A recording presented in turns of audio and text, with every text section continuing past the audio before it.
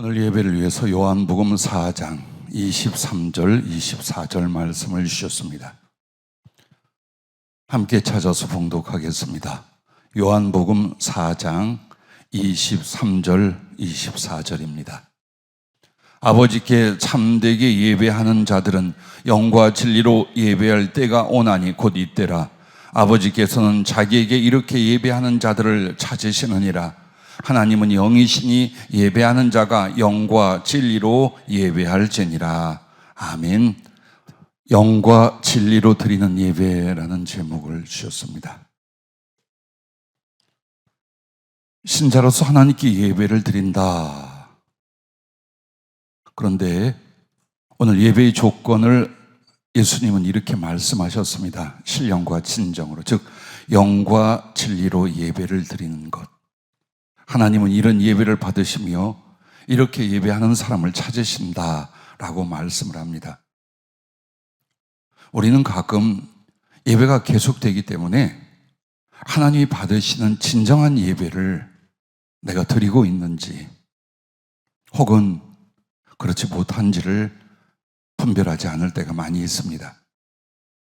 이 시점에 우리 교회가 그리고 여러분과 내 자신에게 성령은 이 부분을 진단하라 하셨습니다. 예배가 진짜 예배인지 자기에게 있어서 정말 하나님을 기쁘시게 하며 그의 거룩한 임재와 감동과 은혜를 함께 나누며 섬기는 예배인지, 아니면 형식적으로 마음도 다른 곳에 있고 삶은 아무렇게나 살고 형식이 되어 드리는 예배가 찾은지 빨리 이것을 점검하라고 했습니다. 왜냐하면 얼마 전 말씀으로만 살 수 있다, 정말 말씀이면 모든 게 다 된다 하신 것처럼 예배면 다 된답니다. 예배만 진실하게 바르게 드린다면 구원도, 하나님의 모든 약속의 성취도, 기도의 응답도, 들어쓰심도, 하나님 보좌 우편도 다 된답니다. 그러나 많은 성도들이 예배를 예배로 드리지 않는답니다. 그러면서도 부끄러워하거나 여기에 대한 변화를 도모하지 않는답니다. 극장 구경을 가거나 세미나를 가도 마음의 간절함이나 재미나 혹은 시간을 내거나 삶을 들여서 그렇게 가려 합니다. 하지만 하나님이 살아계시고 또 나를 구원하신 그 하나님 앞에 예배를 드린다는 것은 어떤 자세와 어떤 것이 되어야 할까요? 예배가 헛된 것이 있다는 걸 아십니까? 예배를 모욕하는 것도 있다는 걸 아십니까? 하나님을 모욕하는 예배의 행위와 마음이 있다는 걸 인지하십니까? 혹은 위선과 형식적인 예배라는 것을 여러분은 알고 계십니까? 예배에 참여는 하지만 그 예배 때에 주님을 만나지 못하며 주님께 자신을 드리지 못하며 방황하는 영혼들이 있다는 것입니다. 오늘 하나님이 자꾸 찾으신다는 말은 그렇게 간절히 사모한다는 뜻이기도 하지만 희귀하다는 뜻입니다. 온 세계에 예수 믿고 하나님 믿는 사람이 많지만 정말 하나님이 원하시고 기뻐하는 함께할 예배를 드리는 자는 너무 희귀하더라. 그래서 하나님이 찾고 찾으시더라 라고 말씀하고 있는 것입니다. 영적 싸움이 가장 치열한 곳이 어디라고 생각합니까? 사업장입니까? 생활의 터전입니까? 예배의 시간이랍니다. 예수는 믿어라, 교회는 다녀라, 예배에 참석도 해라. 그러나 대충 적당히 해라. 그 예배를 통하여 어떤 영광도 하나님께 돌리지 못하고 어떤 은혜의 변화도 이루지 못하고 하나님을 섬기는 것이 아닌 그런 껍데기 형식적인 예배의 생활을 계속해라. 그것이 귀신과 사단의 전략이랍니다. 대신 하나님은 그 예배 순간순간을 통하여 자기의 백성을 구별하며 은혜를 입히시며 하나님의 나라와 뜻을 이루어 가시는 것입니다. 어쩌면 너무나 오랫동안 예배에 참여하다 보니까 우리가 이 예배의 귀중함을 잃어버릴 수 있습니다.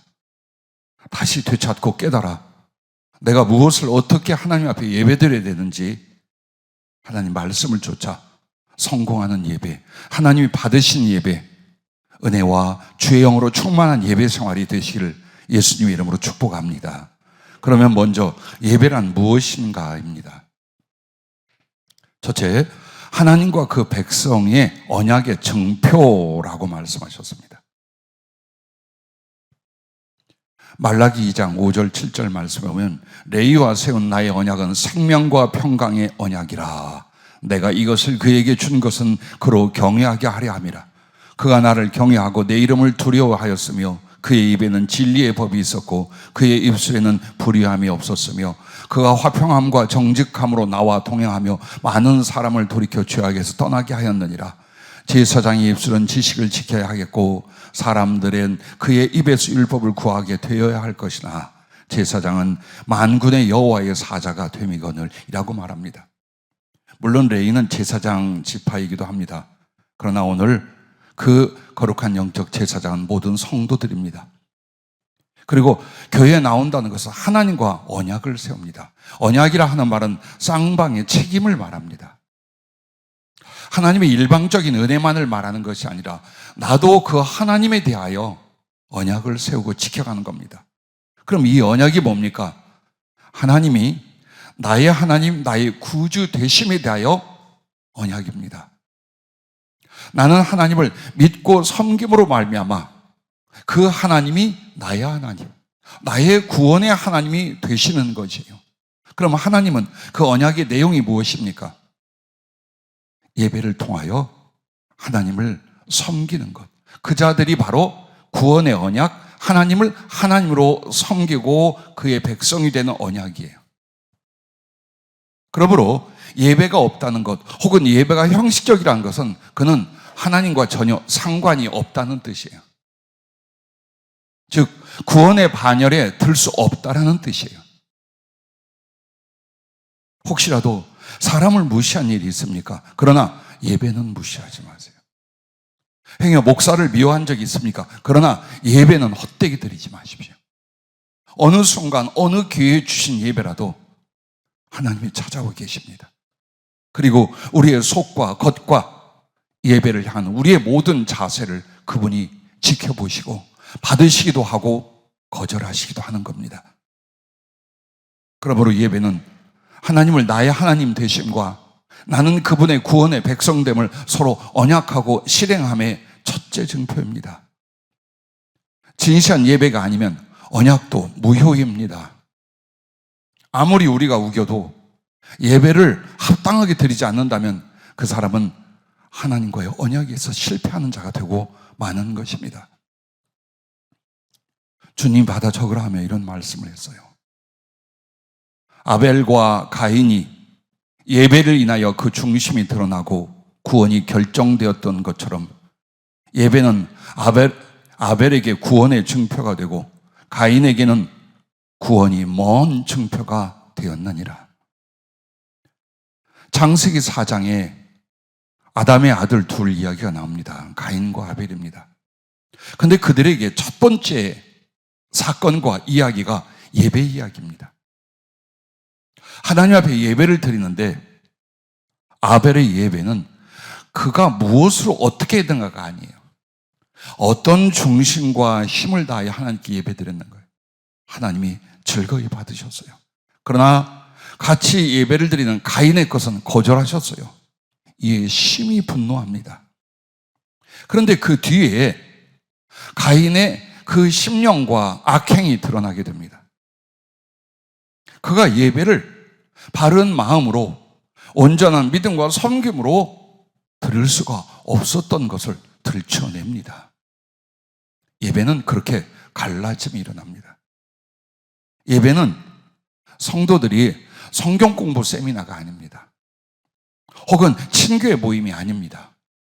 살아계신 그 하나님 앞에 구원의 언약, 그 백성됨의 언약을 나타내 보이는 중심의 진실이어야 합니다. 그러므로 예배를 통하여 여러분 스스로가 하나님께 마음과 삶을 다할 수 없다면, 그 하나님을 느낄 수 없다면 우리는 어떤 마음과 삶을 살아왔습니까? 가인처럼 내게 구원이 멀다라는 증표가 되는 것이 예배입니까? 아니면 아벨처럼 그 예배 순간을 통하여 하나님의 은혜, 하나님의 구원, 하나님의 살아계심을 경험하는 구원의 증표가 되고 있는 것입니까? 두 번째로, 예배는 하나님께 영광을 돌려드리는 경배와 섬김이라는 것입니다. 여러분과 내가 어찌하여 지음을 받고 어찌하여 구원의 백성이 된 줄 아십니까? 에베소서 1장 3절부터 6절에는 우리를 구원하신 그 은혜와 사랑의 목적이 하나님께 있어 무엇인가를 이렇게 말씀합니다. 찬송하리로다 하나님 곧 우리 주 예수 그리스도의 아버지께서 그리스도 안에서 하늘에 속한 모든 신령한 복을 우리에게 주시되 곧 장세전에 그리스도 안에서 우리를 택하사 우리로 사랑 안에서 그 앞에 거룩하고 흠이 없게 하시려고 그 기쁘신 뜻대로 우리를 예정하사 예수 그리스도로 말미암아 자기의 아들들이 되게 하셨으니 이는 그가 사랑하신 자 안에서 우리에게 거저 주시는 바 그의 은혜의 영광을 찬송하게 하려는 것이라. 자, 그의 은혜의 영광을 찬송하게 하려는 것, 이것이 창조와 구원과 사랑이 주신 목적이라는 것입니다. 그러므로 이렇게 하나님의 사랑과 은총을 받고 그것을 알게 된 그 백성들은 하나님께 보답이 무엇입니까? 그 하나님을 나의 하나님으로 섬김이 무엇입니까? 그게 바로 예배라는 것입니다. 그러므로 여러분은 예배에 참석하는 자, 구경하는 자가 될 수 있습니다. 그러나 예배를 친히 드리는 자도 될 수 있습니다. 부디 예배를 하나님께 드리는 자가 될 수 있기를 주의 이름으로 축복합니다. 피조물로서 구원받은 백성으로서 마땅히 하나님께 감사 영광을 드리기 위하여 예배하는 것입니다. 그러므로 하나님을 섬기는 첫째도 마지막도 오직 예배인 줄로 믿으시기를 바랍니다.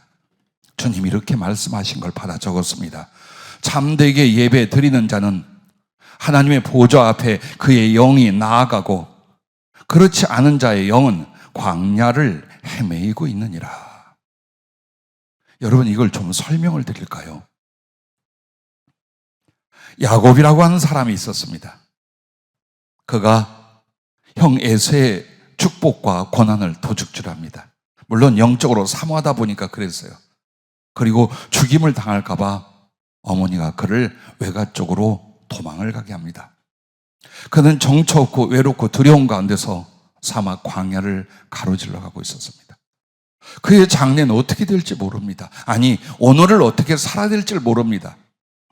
그렇게 배고프고 외롭고 두렵고 추운 광야에서 돌을 베게 하고 잠이 들었습니다. 그때에 하나님의 보좌가 있고 하늘로부터 거룩한 계단이 그 앞에 내려져 있었습니다. 그리고 천사들이 올라가기도 하고 거기에서 내려오기도 하고 거룩한 하나님의 영광과 존재를 보게 됩니다. 그리고 그에게 언약을 맺고 장래의 축복의 말씀을 주십니다. 그때 그의 고백에 여기가 하나님의 정이었구나. 자, 여러분, 그렇습니다. 정말 진심으로 예배를 드리는 사람은 항상 그는 그 예배를 통하여 하나님 보좌 앞에 나가게 됩니다. 하나님의 임재를 인식하고 느끼기 시작합니다. 그 구원과 사랑을 다시 한번 가슴속에서 뜨겁게 경험하기 시작합니다. 두려움으로, 사랑으로, 기쁨으로 하나님을 마음과 몸을 다하여 경배하게 됩니다.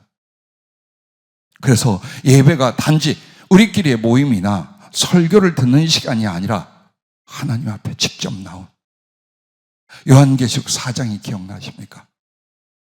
하늘의 천사들과 그리고 거기에 주님과 함께 앉은 24장로의 이야기를 4장에 말합니다. 이 엄청난 광경, 어미하고 자상한 하나님의 은혜의 장면, 하나님 보좌 앞에 나옵니다. 매 예배마다 그렇다라는 것입니다. 똑같이 광야였지만 야곱은 하나님의 은혜 가운데서 하나님의 보좌를 보고 자기가 있는 그 광야가 광야가 아니라 하나님의 전이라는 걸 깨닫습니다. 그런데 하나님의 전이라 예배당에 나와가지고도 광야에 헤매고 있는 사람들이 있는 거예요. 생각이, 마음이, 자세가 하나님 앞에 있질 않아. 그 광야는 주님이 시험을 당하는 곳입니다. 예배 시간에 시험을 당합니다. 예배 시간에 몹시 핍절하고 외롭고 방황합니다. 이런 현상이 일어날 수 있다는 겁니다. 미리부터 준비를 하셔야 합니다. 그날 이 예배를 통해서 난 어떻게 하나님께 영광과 경배를 들 것인지, 어떤 가슴을 아뢰며 당신을 사랑하고 섬겨 찬양할 것인지. 그래서 40년 사역 속에 제일 많이 신앙인이 거짓말하는 데가 있습니다. 찬송 부를 때입니다. 정말 찬송할 때 감정이, 의지가, 각오와 다짐이, 감사와 기쁨이, 아픔과 사랑이 거기에 섞여서 나옵니까? 아니면 그냥 듣거나 입만 뻘쭘뻘쭘하고 계십니까? 그게 얼마나 무서운 짓인데요. 그건 예배가 아니에요, 여러분에게. 찬양조차도 마음과 힘을 다해 들을 수 없는 영적 상태, 심령 상태가 무슨 예배입니까? 그게 무슨 예배입니까? 진정으로 예배라는 것은 내 하나님께 나란 존재를 인하여, 내게 주신 은혜를 인하여 영광을 돌려드리고 감사와 찬양을 드리는 거예요. 한마디로 경배, 절을 드리는 거예요. 나는 여러분에게 권합니다. 교회에서 굳이 하나님 어느 쪽에 계셔요 하고 엎드려 절하는 건 권하지 않습니다. 그러나 혹시 여러분 혼자 기도할 때는 해보세요. 정말 마음과 정성을 다해서 그분 앞에 엎드려 절해보세요. 그리고 감사하고 고백해보세요. 어떤 감동이 오는지. 내 마음의 작은 정성과 그 신실함을 통해 하나님의 사랑과 은혜가 어떻게 임하는지, 혼자 작은 예배를 드리면서 얼마나 많은 눈물과 감동으로 서운하고 다짐하는지. 예배는 그것입니다. 세 번째로 예배는 하나님과 그 자녀의 사랑과 교제라는 것입니다. 요한일서 1장 3절에 보면 우리가 보고 들은 바를 너희에게도 전함은 너희로 우리와 사귐이 있게 하려 함이니 우리의 사귐은 아버지와 그의 아들 예수 그리스도와 더불어 누림이라 라고 말합니다. 삶의 전체와 그렇지만 특별히 하나님과 더 깊은 친밀한 교제와 사랑을 나누는 시간, 그 공간이 바로 예배라는 것입니다. 그리고 예배가 그렇게 돼야 된다는 뜻입니다. 자, 말씀과 성령과 성찬에 여러분은 참여를 합니다. 즉 하나님은, 예수 그리스도는 말씀과 성령과 성찬으로 우리에게 직접 임하신 겁니다. 여러분은 눈으로 보고 귀로 듣고 손으로 만진 바 된 예수 그리스도 살아계신 하나님을 바로 말씀으로, 성령으로, 성찬으로 맞이하게 되는 겁니다. 그리고 우리는 그 마음속에서 말씀을 인하여, 성령님을 인하여 하나님을 느끼고 듣습니다. 그의 영광과 존재를 인식하고 배우게 됩니다. 그리고 곧 인격과 인격의 교통과 교제를 경험하기 시작합니다. 개인적인 기도 시간이나 예배 시간에 하나님의 임재와 나와의 인격적 교제를 못 느낀다면 성령으로 거듭나지 못했거나 아니면 사모함이 없다는 뜻이에요. 그가 살아계신 하나님이 아무것도 느낄 수 없고 들을 수 없도록 하고 예배를 드려봐라 라고 하시겠어요? 하나님의 모든 능력과 존재와 영광으로 임하셔요. 그래서 마음의 진실함만 있다면, 정말 마음을 다하고 힘을 다한다면 충분히 그 하나님과 사랑의 교통과 교제가 매 예배 시간을 통하여 하다못해 작은 개인의 기도 시간을 통해도 일어나게 됩니다. 그래서 여러분은 주님하고 교제한, 하나님과 사랑을 나눈 시간으로서의 거룩한 기쁨이나 흡족함이나 혹은 애통함을 안고 귀가할 수 있어야 돼요. 맹숭맹숭하게 앉았다 가는 건 범죄예요. 여러분, 그건 하나님 앞에 예배에 대한 모욕이고 범죄예요. 도둑질하고 살인하고 간음하고 이런 것만 범죄라고 생각하죠. 하나님은 살아계시고 그 하나님께 예배 드리겠다고 나와서 하나님을 인지하고 느끼지 않고 딴 생각, 딴 마음 품고 있다 가는 것, 예배에 대한 모욕입니다. 그보다 큰 범죄가 어디에 있겠습니까? 왜 가인이 가인이 되었겠습니까? 왜 사울이 사울이 되었겠습니까? 예배에 대한 것 때문입니다.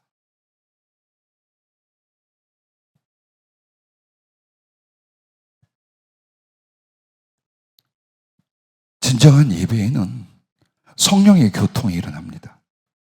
마음으로 느끼고 경험하는, 내 영혼 안에서 하나님을 사랑하고 교제하는, 그래서 주님의 임재와 아버지 하나님의 기뻐하심을 내가 경험하고 나의 가슴과 나의 장래의 소원을 드리게 할 수 있는 그런 예배가 되는 것입니다. 주님은 또한 이렇게 말씀해 주셨습니다. 나를 사랑하여 예배하는 자와 형식으로 참여한 자는 그의 심령과 삶에서 비교되리니 나와 사랑의 기쁨을 누리거나 무의미와 판단의 시간이 되리라. 향유를 붓는 여인과 바리새인 시몬과 같으리라. 이 말씀을 해요. 즉 정말로 사랑하여 주님에게 예배를 드리는 사람과 형식으로 참여한 자는 그 심령과 삶에서 비교가 된다라는 거예요. 어떻게? 분명히 예배를 통하여 주님의 사랑의 기쁨을 누리는 사람이 있는가 하면 아무 의미가 없어, 예배를 와서도. 그리고 판단만 하는 거예요. 사람 판단, 설교 판단, 예배 시간, 상황 판단, 이것만 하고 있어.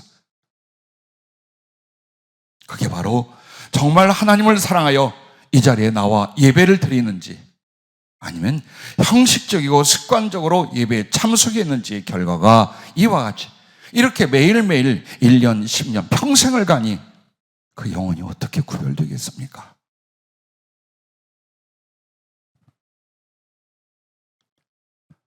예배에 이렇게 마음을 가져보십시오. 죄인이라 한 여인이, 멸시를 받고 귀신 들렸던 한 여인이 예수님을 만나서 치료받고 구원을 받았습니다. 그가 가까운 동네 누구네 집에서 초청을 받아 오셨어요. 사모하고 감사하고 사랑하여 그 얼굴을 배우러 초청받지 않은 그 집까지 갔어요. 그리고 예수님 들어오시는 것부터 모든 걸 보았어요. 그 집주인은 예수님께 치료도 받고 정말 가족들이 죽음에서 살아난 은혜를 입은 자였어요.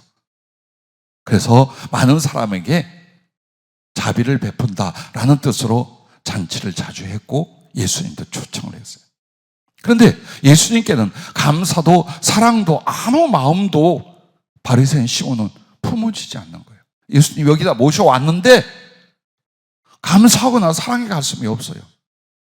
그렇죠. 예수님 앞에서 무슨 짓을 하느냐?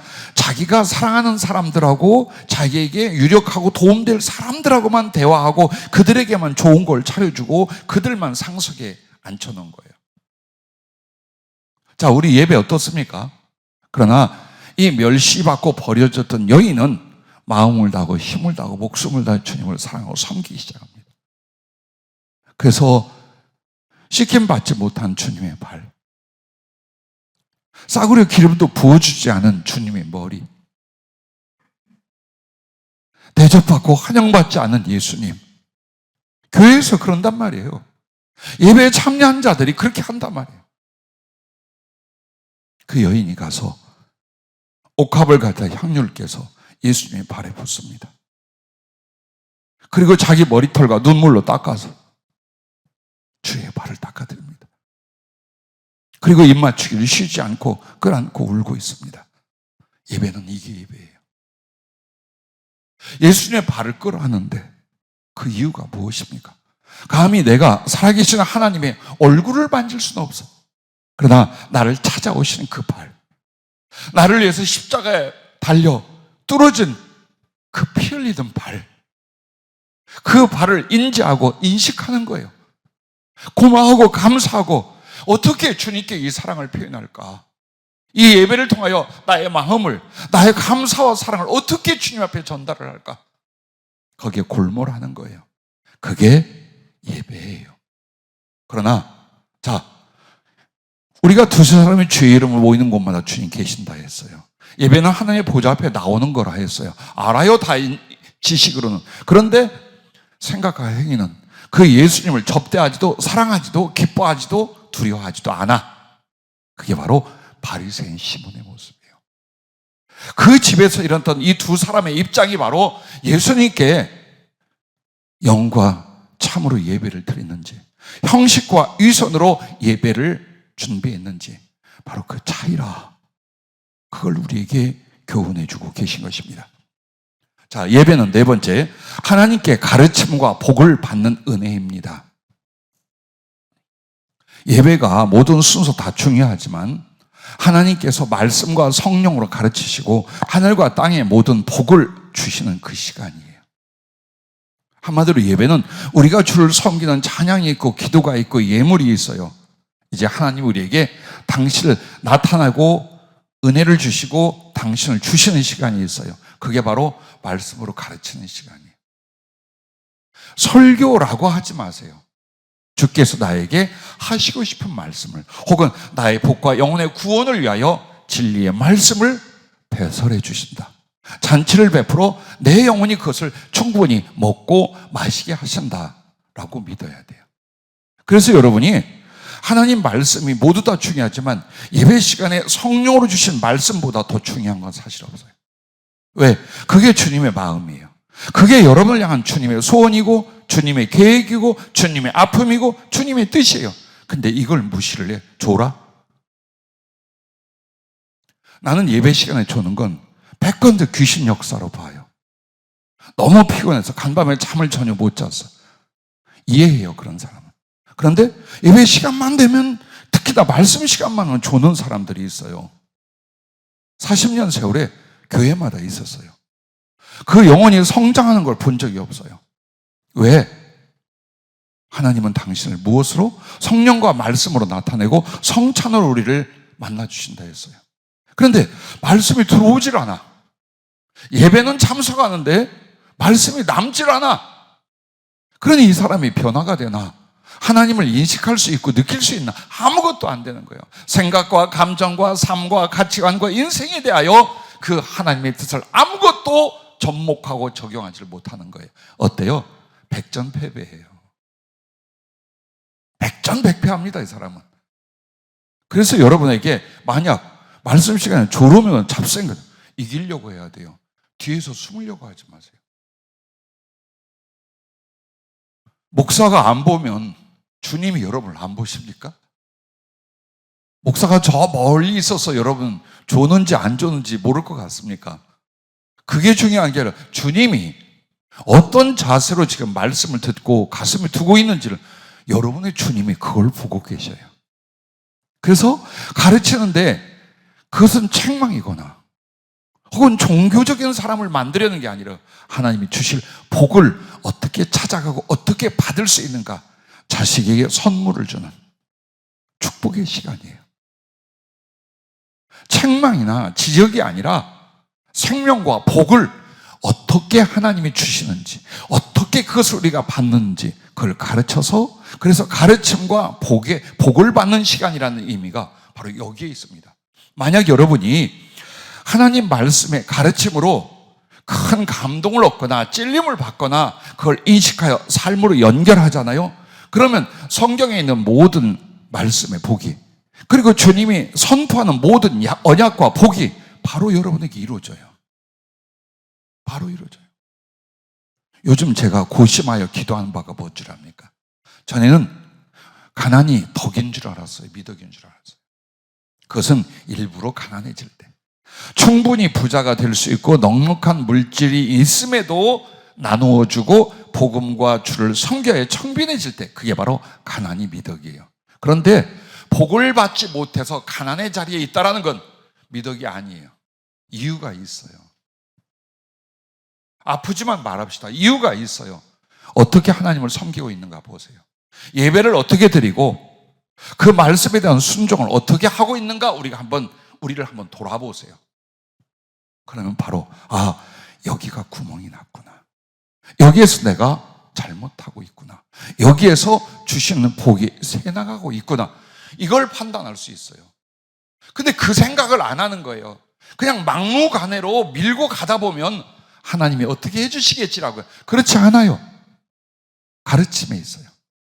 하나님의 말씀과 가르침 속에 하나님의 모든 것이 다 있어요. 거기서 내가 잘하는 것도 있고 잘못하고 있는 것도 있고 하나님의 계획도 있고 하나님이 지적하여 변화시킬 부분도 있는 거예요. 그래서 성공과 실패가 어디에서 나오냐? 예배 시간 말씀 청취에서 나오는 거예요. 말씀이 여러분을 안 움직였다. 아니, 말씀 앞에 내가 안 움직이더라. 패배한 거예요. 끝난 거예요. 기억도 안 나더라. 아이고, 그걸 예배라고 드리고 있어. 그걸 하나님 앞에 예배라고 드리고 살아왔냐 이 말이에요. 그게 우리의 문제점인 거예요. 기억이 안 나는 설교, 적용이 안 되는 하나님 말씀, 절대로 그렇게 하시면 안 돼요. 여러분의 믿음이 어디에 있는 줄 알아요? 하늘에 있는 하나님께 있는 줄 알아요? 아니요. 그는 보이지 않아요. 천국은 가보지 않았어요. 그러나 하늘에 계신 그 하나님이 직접 우리 곁에 오셔서 우리와 함께 하는 것, 무엇으로 믿어요? 말씀으로 믿는 거예요. 단 하나예요. 이 세상에서 여러분의 믿음의 내용은 하나님 말씀을 믿는 그거 하나예요. 그런데 그 말씀을 경시해, 그 말씀으로 깨닫고 적용하고 가르침을 받아 삶으로 옮기지 않아요. 구원도 축복도 오지 않아요. 그렇게 되면 그게 얼마나 중요한지. 그래서 여러분은 마음에 노트를 가지고 와야 돼요. 어떻게 해서 그 말씀을 듣고 깨닫고 내가 기억하고 적용할 것인가에 생사를 걸 수 있어야 돼요. 솔직히 말해서 예언이나 상담이 많이 필요한 건 아니에요. 중요한 건 하나님 말씀이 이미 다 나왔어. 축복이 나왔고 저주가 나왔고 승리가 나왔고 패배가 나왔고 생명이 나왔고 죽음이 나왔고 가난이 나왔고 넉넉함이 나왔고 다 나왔어. 다만 그것을 기억하거나 적용하거나 삶 속에 옮기지 않아요. 그래서 예배는 하나의 형식이 아니에요. 예배는 곧 삶으로 영원으로 이어져 가는 거예요.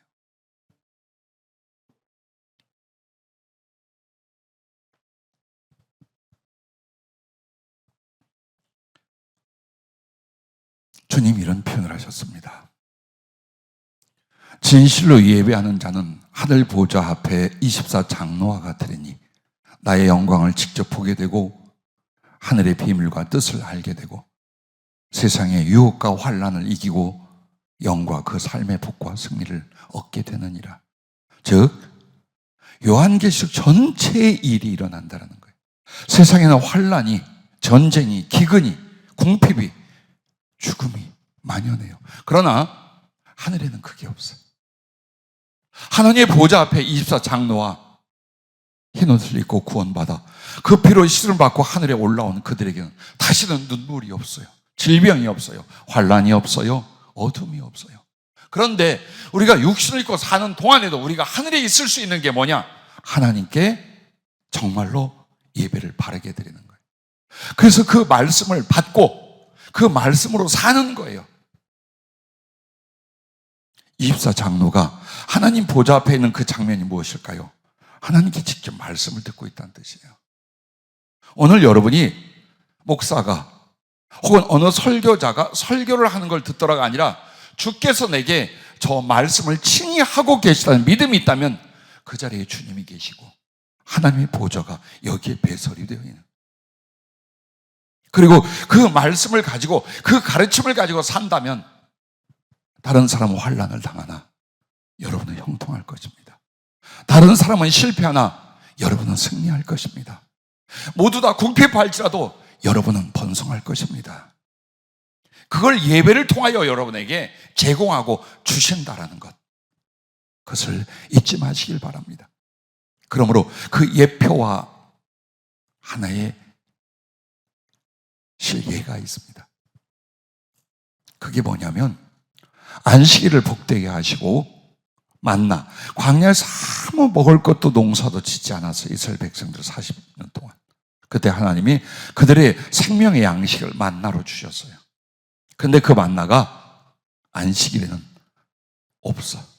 대신 안식일 전날 2배로 주셔요.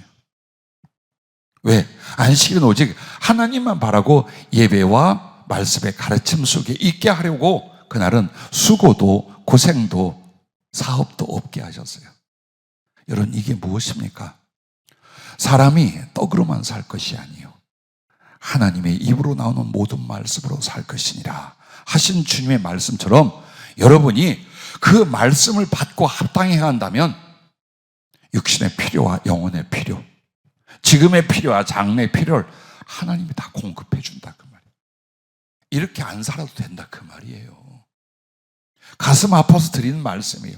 그렇게 안 살아도 된다는 거예요. 그런데 우리는 열일 다 제쳐놔요.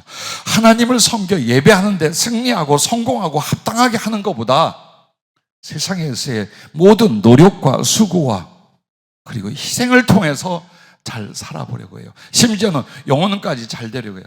세상을 통하여 영혼이 잘 되는 법은 없어요. 절대로 없어요. 그래서 하나님이 그 만나를 2배로 공급하는 것처럼 여러분에게 얼마든지 물질이든지 육신과 영혼의 필요를 공급해 줄 수 있다. 언제? 하나님께 합당한 예배를 드리며 그 말씀의 가르침으로 하나님을 향하여 살아갈 때예요. 왜 하나님을 우리는 안 믿습니까? 하나님이 다 해줄 수 있다는데 우리는 하나님께 합당한 예배자만 된다면 하나님 뭐든지 다 해줄 수 있다는데 왜 우리는 그 말을 안 믿습니까? 아니, 지식으로는 믿어요. 그러나 이미 마음과 삶은 세상 염려, 내가 안 하면 어떡해? 그런데 모든 노력과 장래를 위해 준비 안 하면 어떡해? 이렇게 하면서 그 말씀을 믿는다고 해요. 아니요. 그 말씀을 믿는다면 그 나라와 의를 구하십시오. 말씀으로 사십시오. 예배로 사십시오. 그러면 하나님께서 안 될 것도 되게 하고 없는 것도 있게 하고 죽은 자도 살게 하고 작은 것도 크게 만든 역사 반드시 주실 것입니다. 왜? 그는 전능자요 창조주요 구세주이십니다. 무엇이든지 넉넉히 이루어줄 수 있는 분이 바로 여러분의 주님, 여러분의 하나님이라는 사실을 잊지 마시길 바랍니다. 자, 그건 2번째입니다. 그러면 하나님이 찾고 받으신 예배는 어떻게 해야 하는가요? 이것을 성령으로 주님은 대답을 이렇게 해주셨어요. 누가복음 10장 27절에 대답하여 이르되 네 마음을 다하며 목숨을 다하며 힘을 다하며 뜻을 다하여 주 너의 하나님을 사랑하고 또한 내 이웃을 내 자신같이 사랑하라 하였나이다. 이 말씀이에요. 마음을 다하고 목숨을 다하고 힘을 다하여 예배를 드려보래요. 해보래요. 우리가 언제 그렇게 했나? 언제 마음을 다해본 적이 있나? 아니, 예배는 예배지 목숨을 다한다는 건 무슨 말인가? 힘을 다한다는 건 좀 알겠어요. 그런데 그렇게 안 하고 산다는 거예요. 예배를 마음을 다하고 목숨을 다하고 힘을 다하는데 삶 속에서 혹은 사역을 위하여 혹은 복음 충성을 위하여 마음을 다하고 목숨을 다하고 힘을 다해? 불가능해요. 아니, 거짓말이에요. 그거는 절대 일어나지 않아요.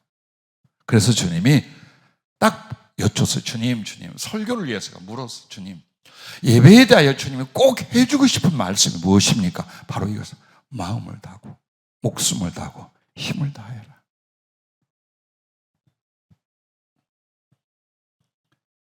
그러면 첫째, 하나님께 마음을 다하여 예배드리라 이것입니다. 오늘 부모 말씀은 영과 진리로 예배를 드린다라는 말씀이 잘못하면 여러분은 성령과 말씀을 따라 예배를 드려야 된다라고 생각을 할 거예요. 그건 2번째 해석이에요. 2번째 그 말씀에 포함된 거예요. 먼저 예배자의 자세를 가리키는 거예요. 형식적인 걸로 뭘 좀 해놓고 단을 쌓아놓고 우상을 만들어 놓고 이렇게 하면 하나님이 복을 주겠지, 구원이, 이게 아니라 네가 참 마음으로 예배를 드리는, 영은 무엇을 말합니까? 그 영의 형상과 영의 모습이 마음이에요. 한 영혼이 어떻다 잘 몰라요. 솔직히 자기 영혼이 어떻게 생겼는지. 그러나 여러분이 알 수 있는 여러분의 마음이 여러분의 영혼의 형상이에요. 그래서 우리가 하나님께 예배를 제일 중요한 뭐냐, 참 진실하라 이 말이에요. 마음, 내 마음을 다하여 진실하게 예배드리는 자를 하나님 찾는다. 그리하면 그들에게 말씀과 성령의 하나님이 임하여 함께하는 예배가 된다. 그걸 그렇게 말씀하는 거예요. 근데 어떻게 성령으로 예배를 드리고 어떻게 진리를 따라 예배를 드려? 그걸 생각을 해요. 아니요. 이미 여러분은 말씀으로 예배가 뭔지 다 알아. 말씀으로 하나님이 어떤 분이며 구주이신가를 알아요. 중요한 건 전심을 진실함으로 하나님께 예배하는 거예요. 그런 사람을 찾는다라는 거예요. 아무리 교회에 사람이 많이 와 있고 예배 시간이 있어도 주님 건너뛰는 거예요. 이거 지금 마음이 딴 데가 있어. 중심이 옳지 않아. 정성이 없어. 넘어가는 거예요. 그러면서 이 사람을 보고 저 사람이 심령을 들어보면 뭐라고 하나? 내가 마음을 다하고 진실로 예배드린 자를 찾고 있어. 누가 그런지 찾고 있다. 참 슬픈 말이에요. 딱 예배에 참석한 사람만 보면 주님이 하고 기뻐서 그래 내가 너를 인하여 기뻐하고 너를 인하여 산다 이렇게 나와야 되는데 건너뛰는 거야. 또 좋냐? 네 마음은 또 딴 데가 있냐? 언제 너는 마음을 다하고 진실을 다하여 내 앞에 올래? 이게 매주 아니 모든 예배에 우리가 그렇게 한다면 얼마나 엉망진창의 신앙생활을 하고 있는 건지요.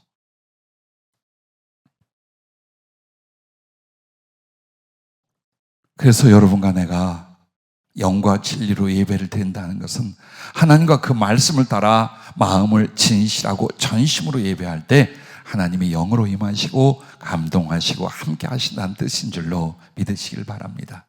이렇게 표현하셨어요. 마음을 다할 때 그의 영혼으로 드리는 예배가 되고 나도 나의 영으로 그에게 나의 마음을 다 주느니라. 고린도전서 2장 16절에 보면요, 우리가 그리스도의 마음을 가졌느니라. 성령의 사람들이 예수님의 마음을 가졌다는 표현을 해요. 그것은 성령으로 주님과 교통하고 교제하며 그와 대화할 수 있고 그와 마음과 마음을 연합하며 나눌 수 있는 영적 상태를 가리켜 말해요. 예배가 이와 같아야 된다는 거예요. 그럼 여러분과 내가 마음을 다한다는 게 뭘까요? 오로지예요. 오직 주님을 생각하여 참 예배를 드리려는 그 마음이에요. 어느 날 혼자 예배드리고 기도하는데 마음이 움직여지질 않아요. 즉 성령의 감동과 주님과의 교통이 잘 안 되는 거예요.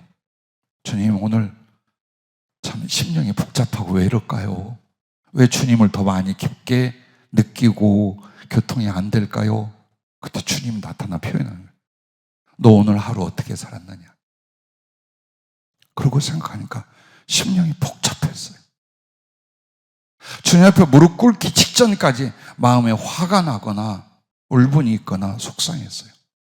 그 상태로 오니까 평강의 하나님이, 즉 평안을 가지고 평안을 위하여 계신 하나님이 복잡한 상태의 심령이 삐뚤어진 상태로 왔는데 영적 감동과 교제가 이루어지겠나 이 말이에요.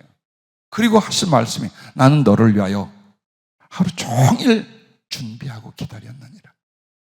나와의 한 시간을 위하여 주님은 온 종일을 그 마음속에 기다림과 설레임과 축복함으로 준비하고 계시다 이 말이에요. 그런데 우리들의 예배는 어때요? 헐레벌떡이야. 아무 준비도 없고 기도도 없고 또 예배 시간에 와서 정말 마음을 다하는 일도 없어요.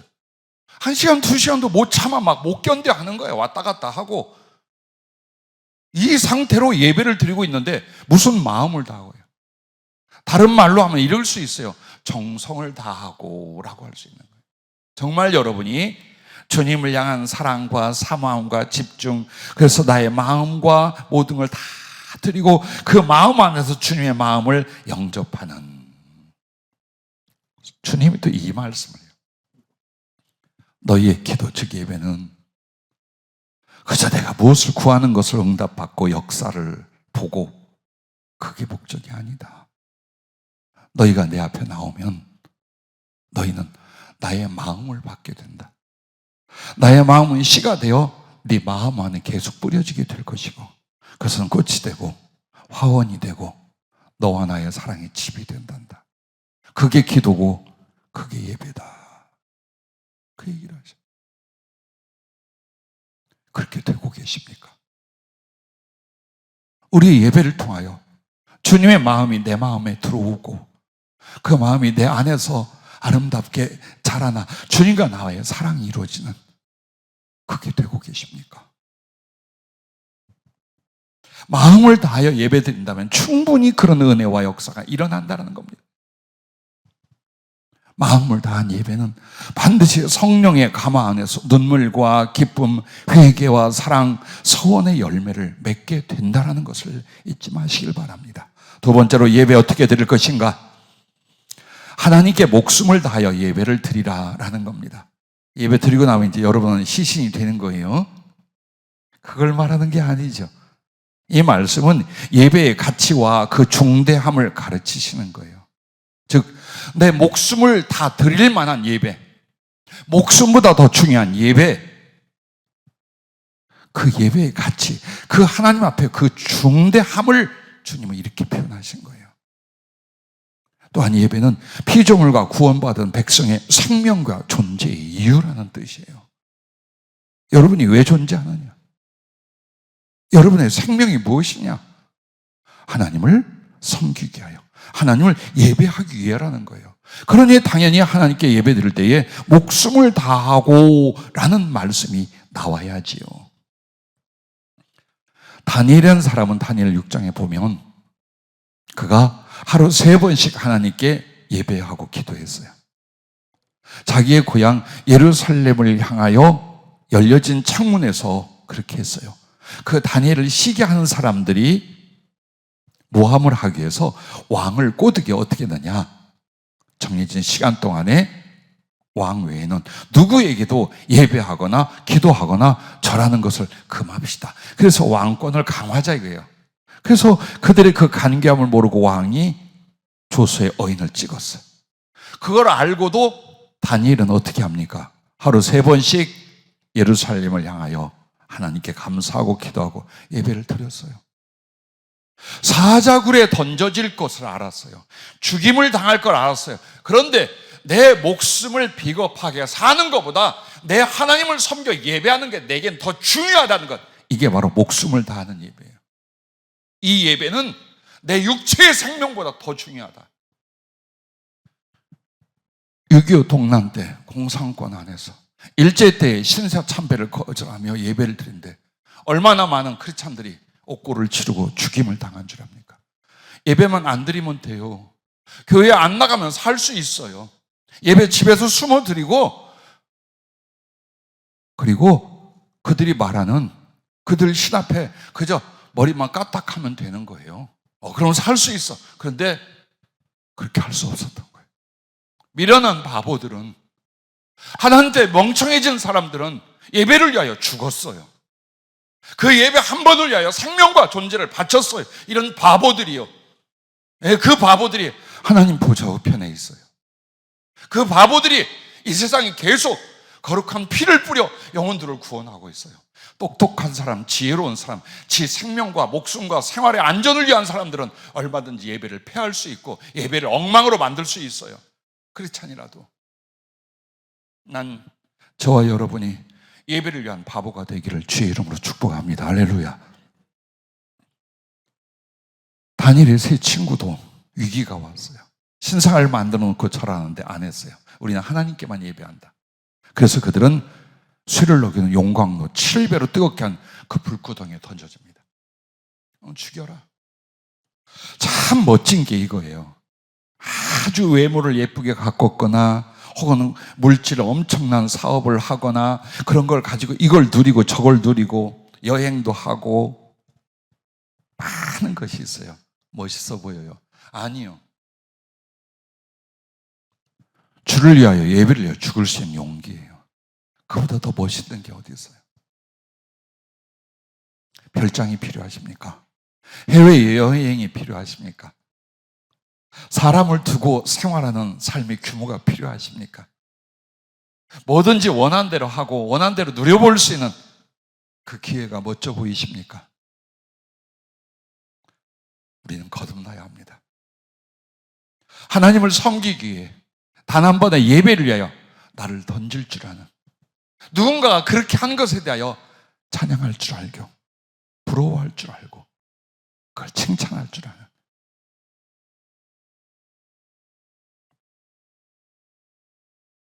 하나님이 여러분의 가치가 되지 않는다면 여러분 참 비참하실 거예요.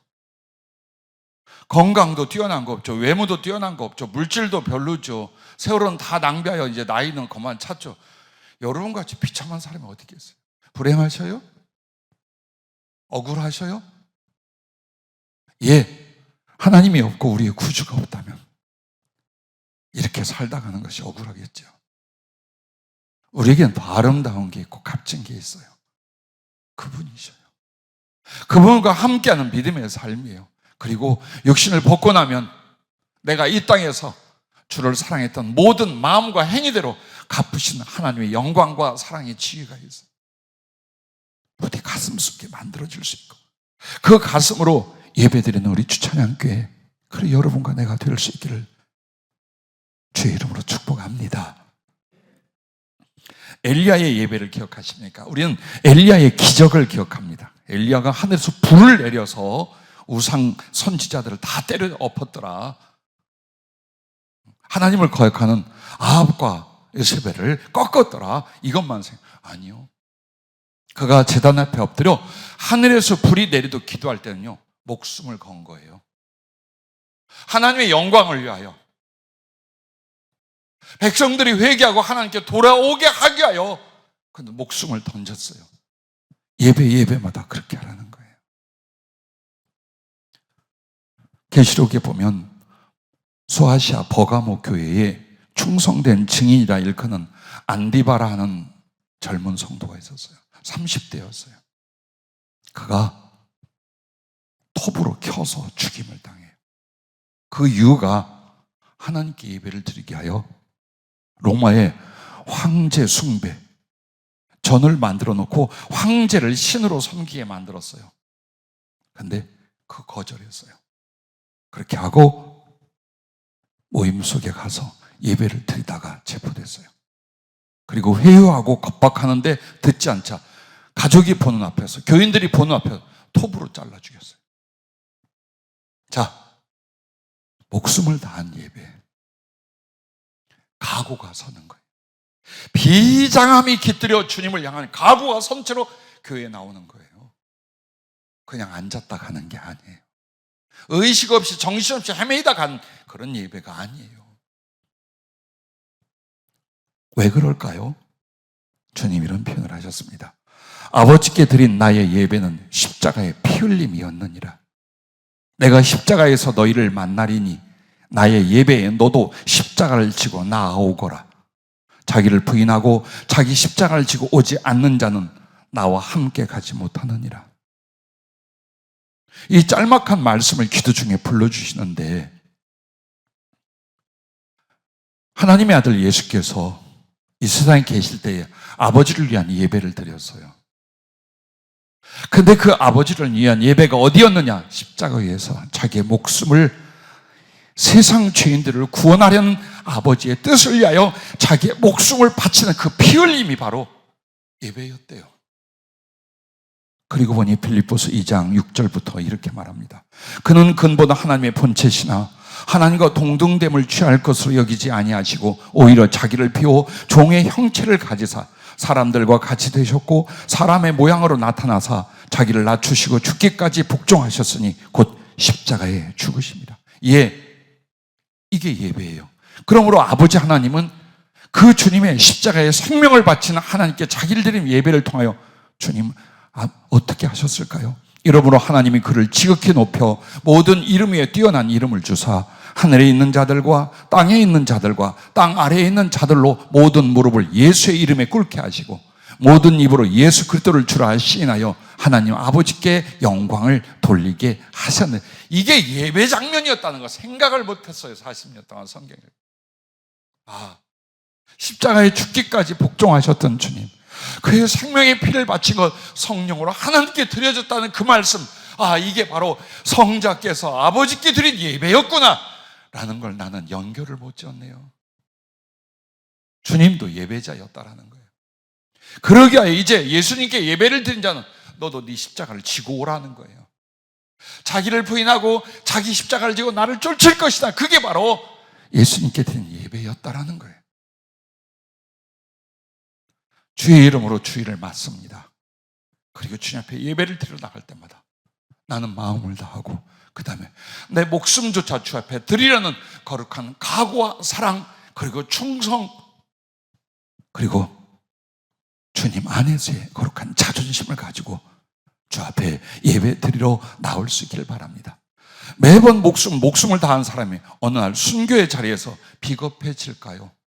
삶의 염려와 미련을 위하여 신앙을 저버리는 일이 있을까요?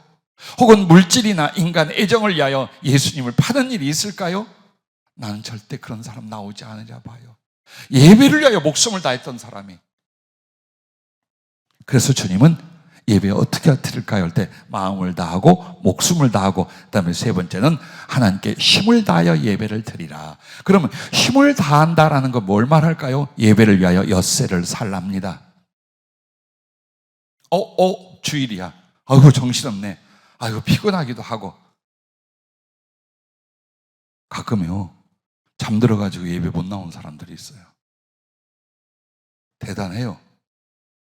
정말 대단해요. 잠들어서 예배 못 나왔고 잠들어서 늦게 왔다고 밑에 층이 아래에 있는 사람들도 있어요. 절대 그러면 안 돼요. 예배는 힘을 다한다는 것, 물론 육체의 힘을 생각하겠죠. 내가 할 수 있는 모든 준비를 말하는 거예요. 그래서 예배를 위하여 엿새를 사는 것, 하나님께 예배를 위하여 준비와 구별과 수고와 섬김을 다하여 최고의 예배가 되게 하는 거예요. 나는 알잖아요. 오늘 내가 최선을 다한 최고의 예배를 하나님께 드렸는지, 오늘도 내가 이거 마음을 다하고 힘을 다 못했어. 그건 여러분의 양심이 잘 알잖아요. 그래서 절기 때도 여러분이 용납하시고 들어주세요. 제가 여러분의 영적인 성장, 성령에 잡히는 일과 물질적인 축복을 통해서 세계의 선교를 위하여 여러분이 쓰임받는 이 두 가지에 골몰하여 기도하고 있는 중에 왜 지연이 될까? 성령에 잡히는 일도 세계 선교를 위하여 여러분에게 은혜를 주시고 물질을 터서 이렇게 주시는 왜 지연이 이렇게 많이 기도했어요? 그래서 어떻게 한 줄 아십니까? 40년 넘는 목회에서 처음 지정부에게 모든 성도들의 개인적 헌금 기록 갖고 와봐라 그랬어요. 내가 여러분에게 언제 그런 말 했어요? 갖고 와봐라 그랬어요. 도대체 주를 섬기는 기준으로 헌금을 어떻게 하는지, 정말 진실하게 하는지, 힘에 지나도록 주를 섬기는지, 그렇다면 반드시 하나님은 물질적으로나 신앙적으로 은혜를 줘요. 기도와 복음 전함, 충성 등도 있어요. 그런데 그거는 내가 여러분에게 일일이 물어볼 수는 없어요. 그러나 내가 위하여 축복하며 기도해 줄 수 있는 건 기록에 남는 것 중에 하나가 여러분의 헌금 생활이에요. 갖고 오라 그랬어요.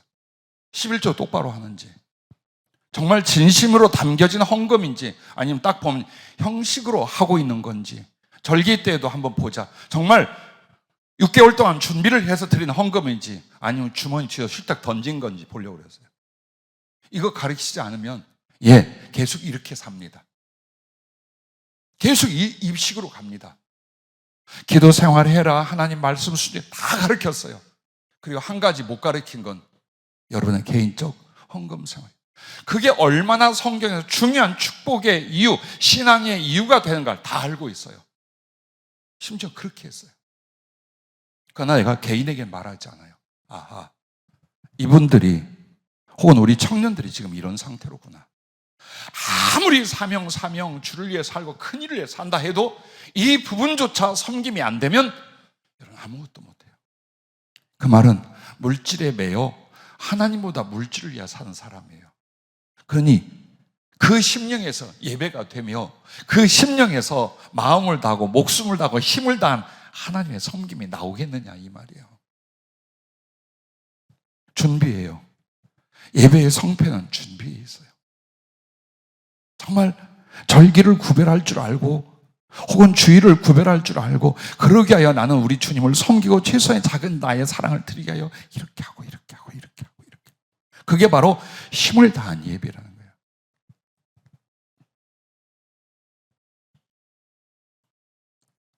주님 이런 표현 하셨어요. 나를 사랑하는 자의 예배는 자기를 전부 나에게 드리려는 신부가 신랑을 위하여 자기를 단장하는 것 같으리라.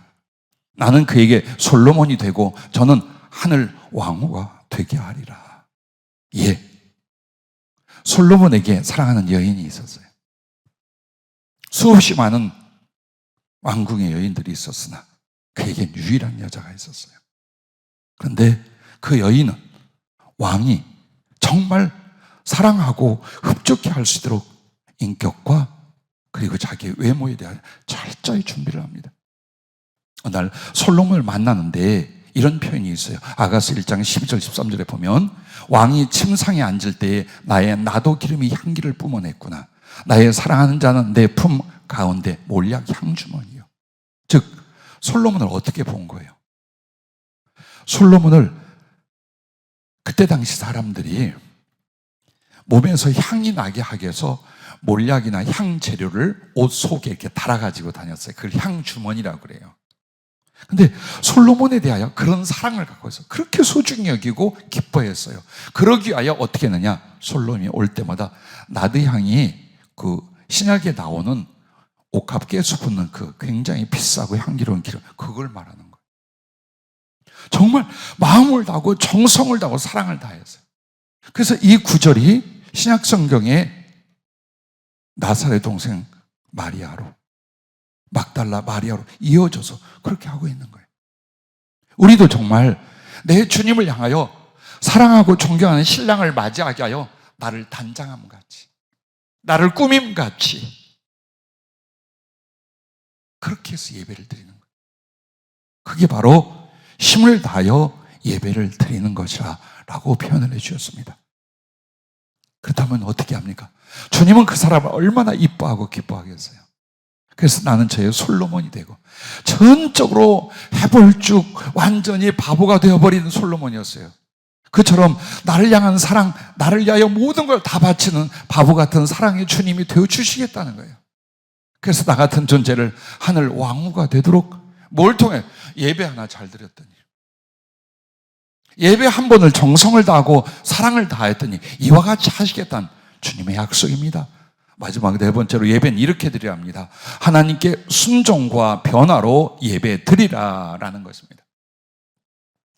예배의 그 순간도 중요해요. 예배 임하는 우리의 그 자세나 정성도 중요해요. 그러나 이와 같이 되라는 거예요. 로마서 12장 1절 2절에 보면 그러므로 형제들아 내가 하나님의 모든 자비하심으로 너희를 권하노니 너희 몸을 하나님이 기뻐하시는 거룩한 산 제물로 드리라.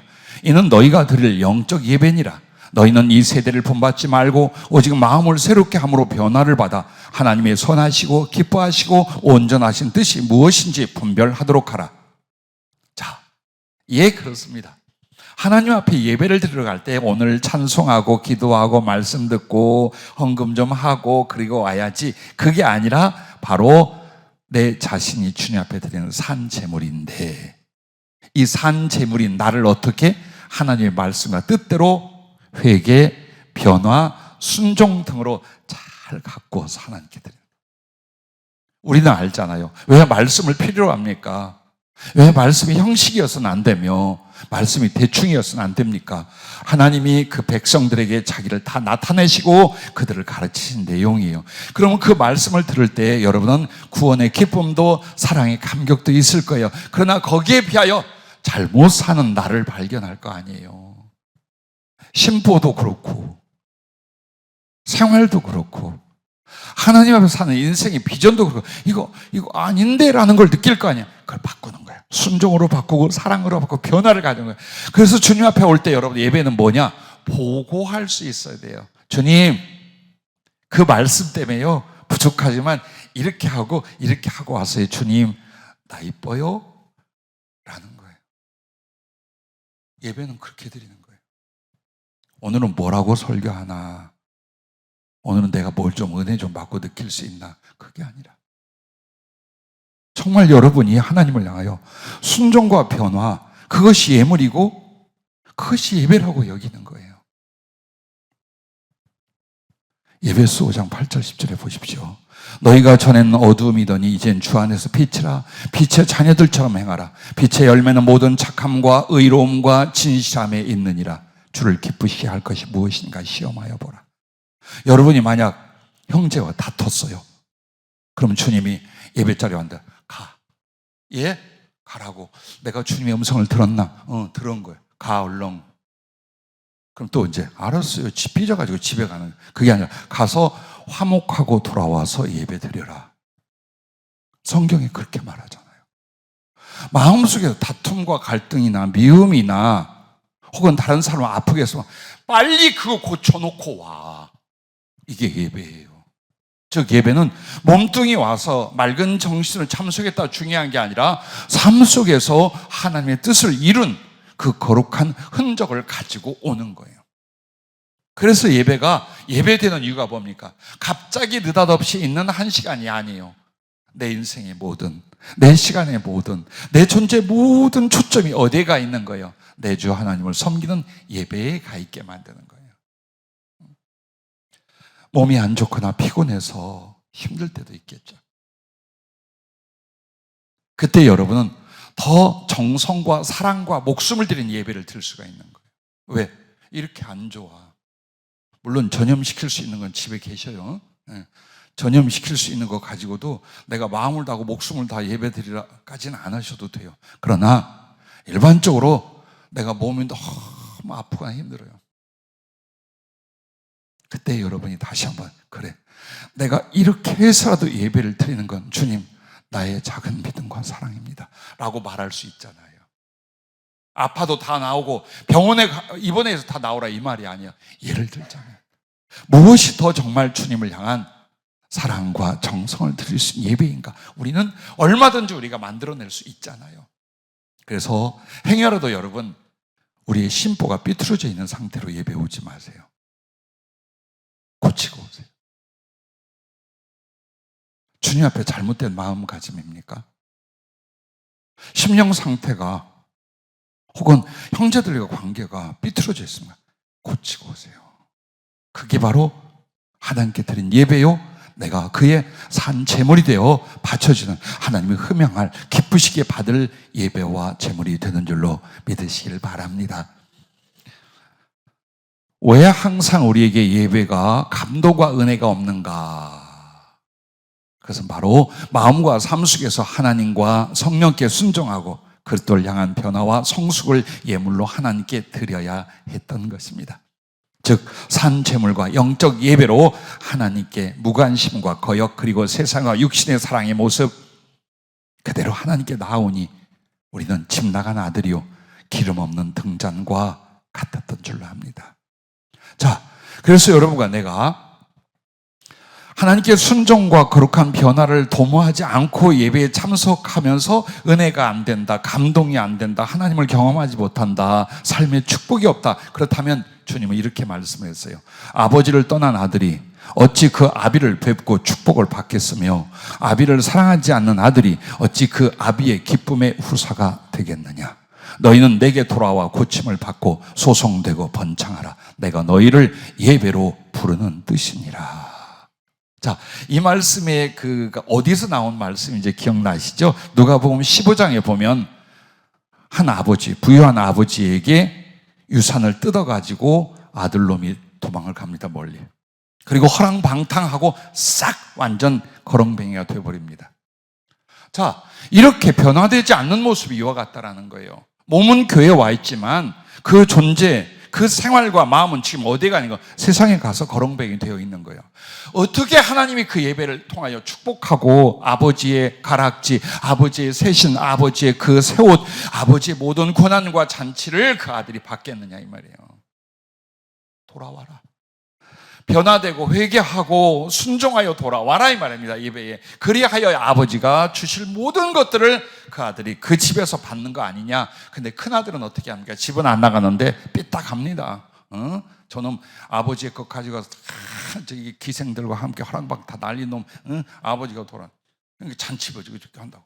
나는 죽도록 여기서 맨날 충성하며 아버지 일 다 했는데 한 번도 양새끼 한 마리 주워서 잡아 잔치하고 친구들하고 먹게 한 적이 없다. 투정을 부리고 있어요. 이 말은요, 우리의 두 가지 모습이에요. 하나는 육신적이고 세상적으로 치우쳐 있는 변화되지 않는 모습과, 또 하나는 뭐냐면 하나님께 감사치 않는 모습. 감사와 사랑이 없어. 그래서 감사와 사랑의 심령의 근본적 변화가 일어나야 하고, 행여라도 육신적이고 세상적으로 치우쳐 산다면 이 생활을 회개하여야 되고, 이게 바로 진정한 예배에 참여, 예배를 하나님께 드리는 것이다 라고 말씀하고 있는 것입니다. 여러분, 다시 한번 저부터 많이 배우고 깨달은 바가, 그래, 예배에 있었구나. 뭔가 우리가 더디거나 잘못되거나, 혹은 오늘 우리 이영재 목사님 대표기도처럼 처음 사랑이 더 뜨거워지지 않는다, 혹은 성령의 충만함에 들어가지 못한다, 혹은 우리의 길이 잘 열리지 않는다, 그걸 딱 집어 말씀해 주기 위해서 주님이 예배를 말씀한 거예요. 예배가 무엇이라는 지식을 말하는 게 아니라 오늘 우리를 축복하시고 하나님 모든 사랑과 은혜를 세우시는데 뭐가 지금 걸린다라는 거예요. 예배라는 거예요. 그러므로 오늘 말씀은 여러분의 참고서가 될 수 있길 바라요. 아예 필요하다면 우리 청년들한테 타이핑해달라고 해서 여러분이 갖고 계셔요. 어떻게 우리가 이 예배를 하나님 앞에 성공적으로 그의 기뻐하신 바가 되며, 그러므로 하나님의 축복과 함께 우리의 거룩한 변화와 성숙으로 드려질지 여기에 달려있는 줄로 압니다. 기도하겠습니다.